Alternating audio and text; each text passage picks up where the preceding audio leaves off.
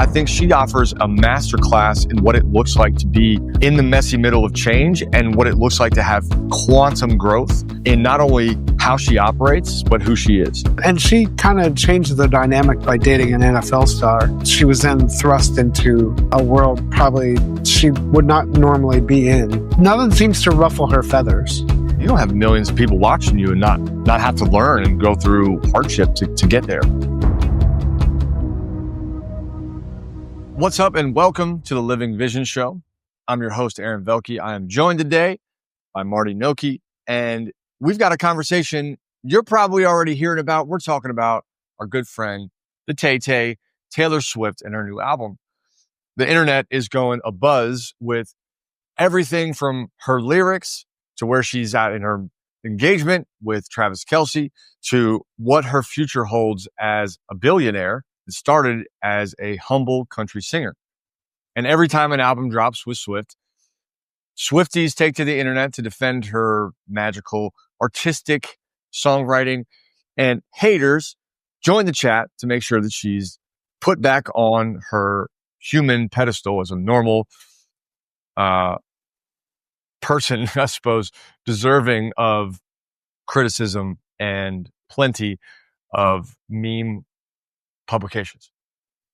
Swift, though, has a lot of intelligence, and we can learn a huge lesson from what she's doing with her art, with her creation, and her business.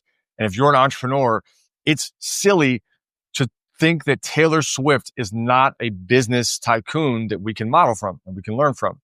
Her business model might be different than yours, or her structure might be different than yours, but we can learn a lot of lessons watching what Taylor Swift has done. And in particular, this conversation today is about Taylor Swift and her ability to jump into the messy middle of change over and over and over again. Maybe that's the gift of an artist, to be able to reinvent themselves. And today we're going to talk about the gap between your present as a business owner, as an entrepreneur, as someone highly ambitious, as someone hard charging, and the gap between where you want to go, which is probably your next level. What Taylor has brought to the world over and over and over is a recipe for how to reinvent yourself. And today we're going to talk about the gap that we experience as business owners in that transition between where we are and where we want to go. Marty, welcome to the show. Taylor is out with another album. I'm sure you've listened to it top to bottom. You just completely just indoctrinated yourself with everything that she's got going on. That's how I go to bed at night. I think you should have started. I think you should have started the show by singing one of her songs. I think that would have been. Yeah, everybody wants that.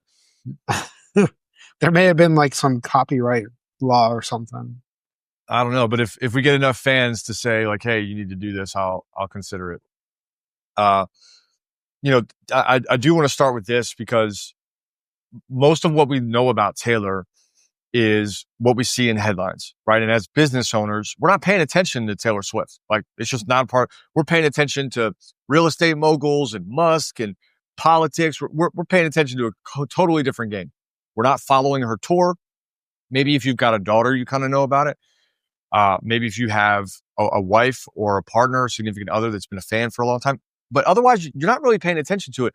And yet, I think she offers a masterclass in what it looks like to be in the messy middle of change and what it looks like to have quantum growth in not only how she operates, but who she is. She's a fascinating person. Well, and she kind of changed the dynamic by dating an NFL star on top of it, because she was then thrust into a world probably she would not normally be in, because it is predominantly women and young women who are drawn to her. Although I know several men that are as well. But yeah, she's just a fascinating figure. And nothing seems to ruffle her feathers. Well, that's a now thing, right? And she started performing really young, so I'm sure that she's forged this element of composure, right? But you don't start, you don't have millions of people watching you and not have to learn and go through hardship to get there. Yeah, resiliency. You have to be resilient in it. Yeah. Well, let's talk about the gap, right? There's a space between where anyone is, let's say where I am, and where I want to be, right? And who I want to become. And like, I can feel that. I can identify that. Many of those things I get frustrated about because I'm not there yet. And what Taylor Swift models in a very public way is what the actual change looks like and what that process looks like. Cause it isn't just today I'm me and then tomorrow I'm tomorrow me. There's a big set of structures and happenings and failures and setbacks that go into this change. And every entrepreneur goes through this where we identify, hopefully with a lot of awareness, where we are. This is how I'm feeling. This is what I'm doing. This is what I'm responsible for. This is what my business looks like. This is the amount of time I spend with family, right? A full synopsis of where we are, business and personal. And then we have this vision of where we want to go in the future. And then it just feels like a giant gap. And Taylor Swift has modeled what that change looks like over and over and over. The difference is in her world, she publishes the gap, right? That's what her album is like, hey, here's all the messy things in the middle that I'm learning and changing. Yes. Yeah. She doesn't hide the fact the messy middle is hidden, quote unquote, hidden in her music. Yeah. Yeah. The art is the messy middle, right? Like, I actually think that good art. And our artists probably do get it better than logical business people. Yes. Yeah. And if I were to present as an artist, if I were to present a quote unquote finished product, right, rather than the messy middle, it wouldn't be good art. Right. And does an artist ever feel it's never done, right? It's always being made better. Yeah. So let's think about this just as a zoom out. Again, why the hell are you listening to a show about Taylor Swift if you're a business owner? Well, I think Taylor Swift can teach you a lot, and just observing what's going on. Let's start with this. Taylor Swift's journey in many ways is like I don't know. You remember those like sing-alongs where they would have like a ball and it would bounce and it'd make the little arc, right? That's what her journey has been like. You know, there's like these arcs that have created a lot of change. Like if you watch a video of Taylor Swift's airplanes, 2 of them, as they fly around the globe for her tours, it's an insane operation. I mean, we from the outside are like, oh, it's so nice. It must be nice. Well, what her lifestyle probably looks like is I go perform in Brazil. One of my planes goes ahead to Barcelona to get everything ready. I finish in Brazil. I get 1 night of sleep. Then I fly to Barcelona. I get 1 night of sleep. Then I perform the same exact show that I just did in Brazil again in Barcelona. And then I do that 94 more times, right? For like 100 days. That's all I do. And I think on the outside, we're like, oh my God, it's so amazing. Like, in a way, what business owners don't recognize when they think about Taylor Swift is delivering the same product every time. The same product. I did look because you said, why should people be listening? As a her net worth as of this month is $1.7 billion. Yep. Yep. She's doing something right as a business person. Definitely doing something right as a business person. And think of this. She doesn't have copies of her. Right. There's no like, I'm going to scale Taylor Swift and make more Taylors, right? She's not like training other Taylors, and someone's doing like, she's doing Brazil and some copy of her is doing Barcelona. It's her. So she scaled the organization. And I think of scale this way. You can scale the way we think of most business, or you can scale like Taylor Swift has as an artist, right? It's a very different model. But underneath all this, her airplanes, if you watch the videos, they're all over the place. And there's such a big operation. And for her to deliver the same kind of concert experience over and over and over, as a business owner, I think anyone listening can respect how hard that is to deliver the same thing over and over and over. And then you got to think about this. She sings the same flippin' songs. Like, I would be bored, right? Most people would be bored singing the same songs over and over and over. everyone in Brazil is like, yeah. And she's like, okay, well, I'm going to sing this song for the 5,300 I know plus son. that's how I would feel. I'm like, how do I have to do it again? But I was thinking because we know many business people that get caught up in the weeds. She has to be able to just show up in whatever city she's going to and perform because the operation is so big. She cannot be in the weeds of that business because it's just impossible. Yeah, it has to be scaled so that she just performs.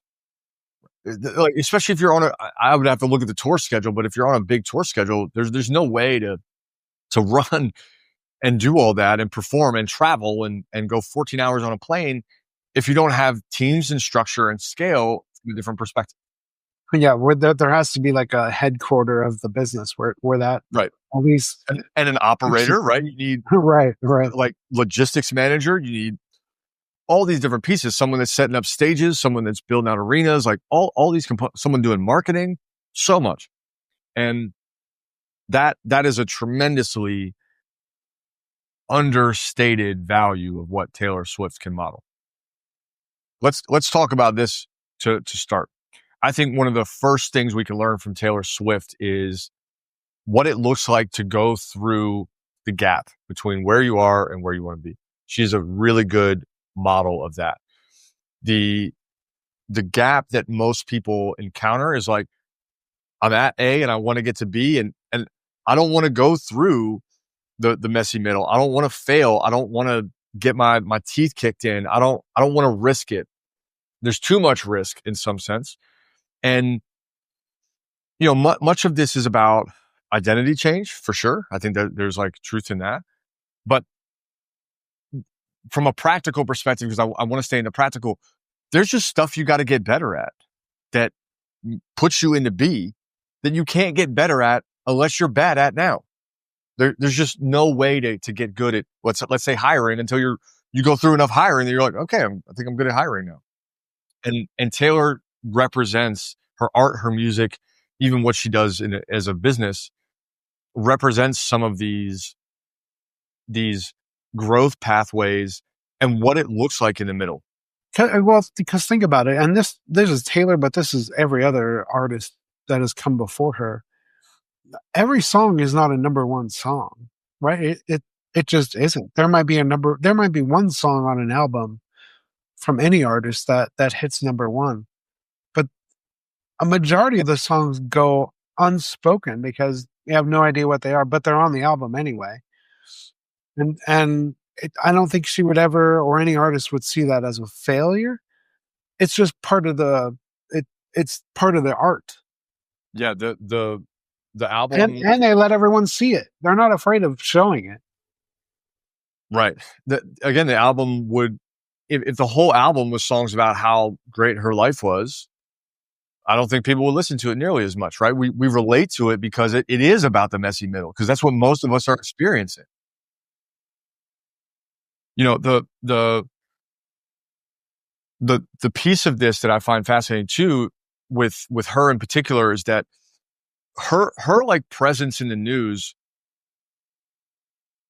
If you think about her as just a normal human being that goes home at the end of the day, right, with her partner, who we all also know, like you turn on the news and you see you there all the time, right? You see you at the grocery store, you kind of have to have this division of your life to have some kind of moments that are protected and sacred, because she's out in front of all of us.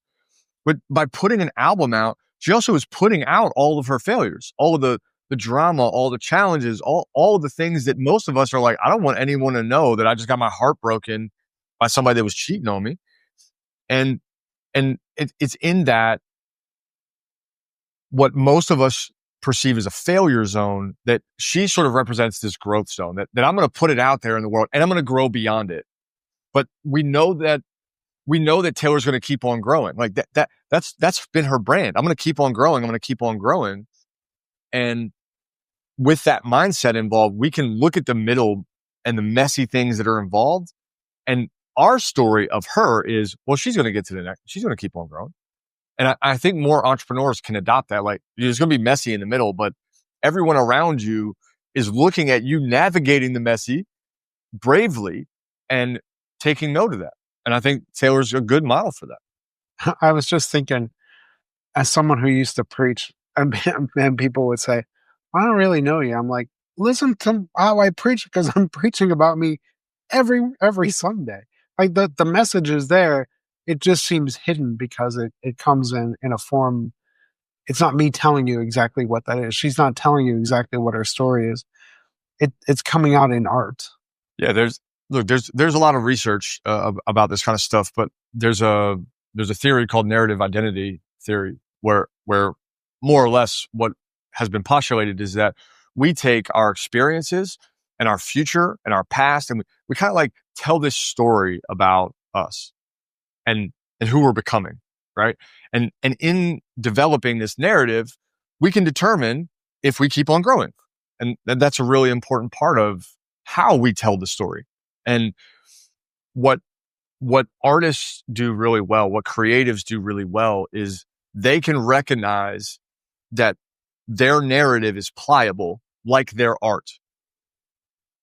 Because art is moving. If I paint today, I can't paint the same thing tomorrow. Now in business, it's a little bit harder because we don't always have that creative edge, especially not once we get established, because it needs to be structured and it needs to be consistent. And, you've got all these metrics and you got to put on your fucking tie and shake hands and do deals. And, Taylor Swift is obviously on stages trying to make people smile and laugh and feel jubilant. But I think there's a lot of lessons in being able to tell the story about where you're going in connection to the messy middle that is missing for entrepreneurs. So we can stand at A and say, I make 6 figures a year. I want to make 7 figures a year.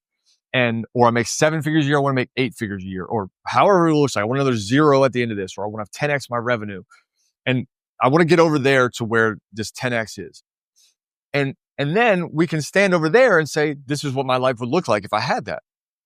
Where we struggle as entrepreneurs is to say, and here's the nasty, gnarly, brambled bushes that I got to go through to get to that place, right? I can identify that I look like this here, or my health looks great here. I got a 6-pack here.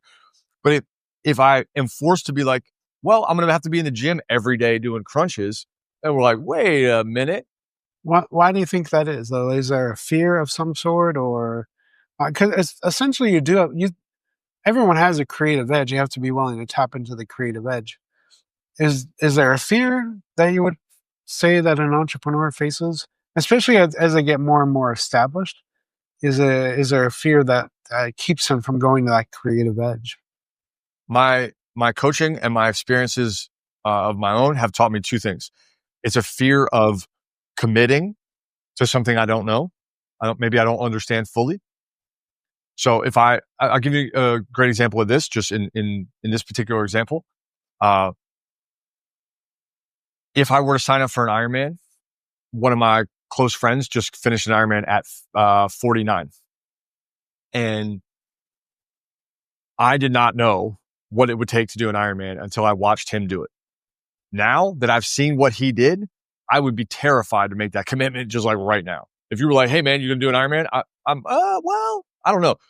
But before him, if it was like, hey, I'm going to sign up for an Ironman, I'd probably make the commitment easier. And then somewhere in it be like, oh shit. Yeah, what did I do?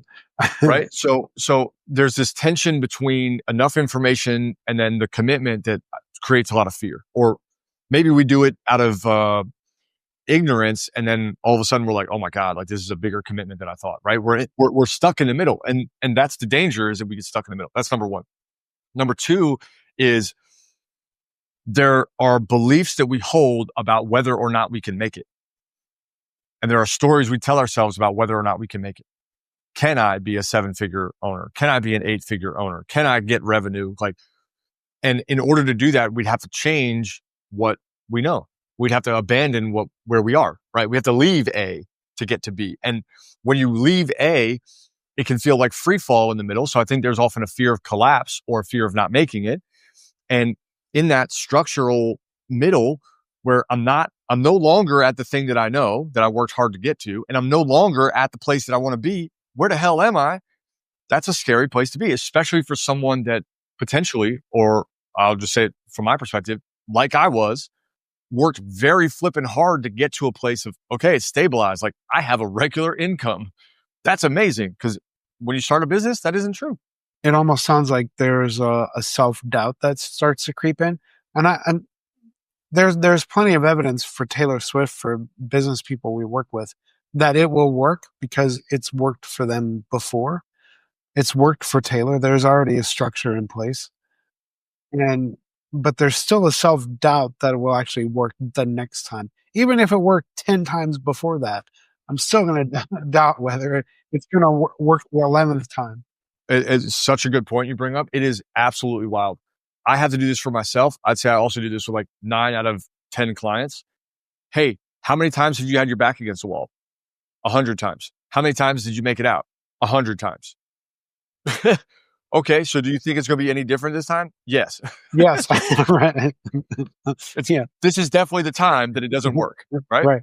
Right. And there's something inherent. It has to be wrong one time. Right. Like there's this doubt inherent in our pursuit. And I think we're all waiting for the shoe to drop, right? In some sense.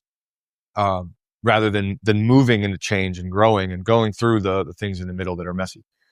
I think as a coach, our programs are a great example of this. Like our programs look wildly different than when we ran our first retreat, under this brand, October of 2022. Like nothing is the same. The logo's different. The tools are different. The client is different. The avatar is different. The structure, the outcome, the goals, the metrics, all of it. The whole thing is different. And it doesn't feel complete to me. I think there's still another level. And if I look at the pathway here, definitely messy. Like there were clients that I don't know that I'd hit a home run with, right? That I struggled with, or maybe I didn't know enough how to help them. And not every one I'm super proud of. Ultimately, I think I've done some good in the world. I think we've done some good in the world. But that's part of the messy middle, is like you might get it wrong, or it might take 5 sessions to do something that now is done in 1. But that's actually what growth looks like. When I was teaching theology, doubt was part of the conversation. Doubt is so often seen as a bad thing. I don't think it's a bad thing, but it was always a tool to ask. We need different questions. Like the process will work again. It'll work the 11th time if it worked 10 times before. It just might require different questions, which is essentially what you do as a coach as well. We need better questions in that moment, because that helps you to lean into that doubt, and which eventually turns into confidence that it will work again. Yeah, well said. I think asking different questions changes everything. And to connect this back to Taylor Swift, having known a couple of musicians pretty intimately, the process of writing good music is about shifting the perspective of the moment. I'll give you a great example of one of her songs. There's a song called Blank Space, and the music video is fantastic. It's this satire of... Are you going to sing it? No.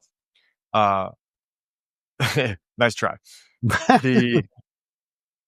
The satire is that she just sort of like these guys come into her life and pamper her, and then like when it doesn't go well, or she goes nuts because she's crazy, she kicks them out, and like someone else drives into her like castle, right? And it's a really well done song because it flips the narrative of what she's experiencing, I'm sure, right? The world thinks that she could just like snap her fingers and get a new guy, and when you're in the spotlight like that, it is not easy to find anyone that you can trust, A, and B, align with, right? There's all kinds of dangers of those kinds of behaviors. So really good satire, but shifting the perspective and asking a different question is critical to producing good art. It's absolutely critical. Wicked is another great example, right? Wicked is a representation of a different perspective of the same story, and it presents a really awesome reflection and mirror compared to The Wizard of Oz. Yeah, artists change the world way more than politicians. I'll just say it that way, because they understand change and transformation. There's been recent news articles because Mr. Beast has cleaned up a whole bunch of trash from the ocean, and there's been a lot of like dude, the YouTuber's doing more than the president. Like, come on, man. So I agree with that. Let's go another point of reflection from Miss Swift. Miss, can I just say, anyone watching on YouTube today, I really wish you had her photo on the other side so that she was looking at you the whole time. I can make that happen. Hold on. Let's see. How do we do this? We're gonna do this right now, big guy. She's giving you that look for the whole episode. We're doing this live on the show right now. Here we are. There it is. Magic. There it is. Travis Kelsey should be jealous. Watch out. I'm going to grow a mustache. She's giving you the look.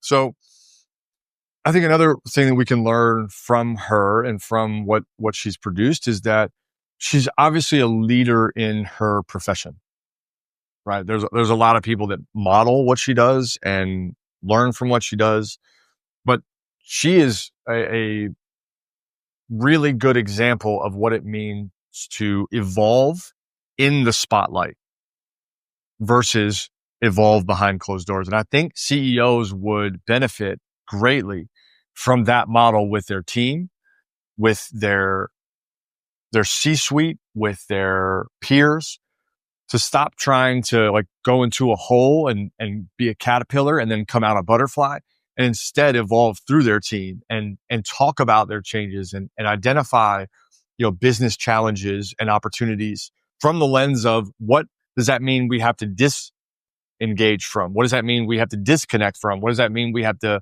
destroy? What parameters and structures and clients and provisions do we have to get rid of so that we can get to the next level, rather than trying to sit in the ivory tower and say, like, I've now got the next idea. And, having read a little bit about Jobs, I very much feel like he was that way. He was very good at getting like, okay, another iteration, like this one sucks, do it again. And making leadership about evolving rather than like arriving is something that Taylor Swift does very well. Yeah, I think the phrase we use is, I'm always a work in progress. And again, you probably would know better than I. Why are business leaders so afraid for that to be seen by everyone? Everyone's in that messy middle with you anyway. They're all working towards the same thing. In a very binary world, on some level, I see why that happens. But it's also, is there a fear there as well? A different fear? Well, I'd say there's a lot of fear that's attached to it. One is the optics of being incomplete.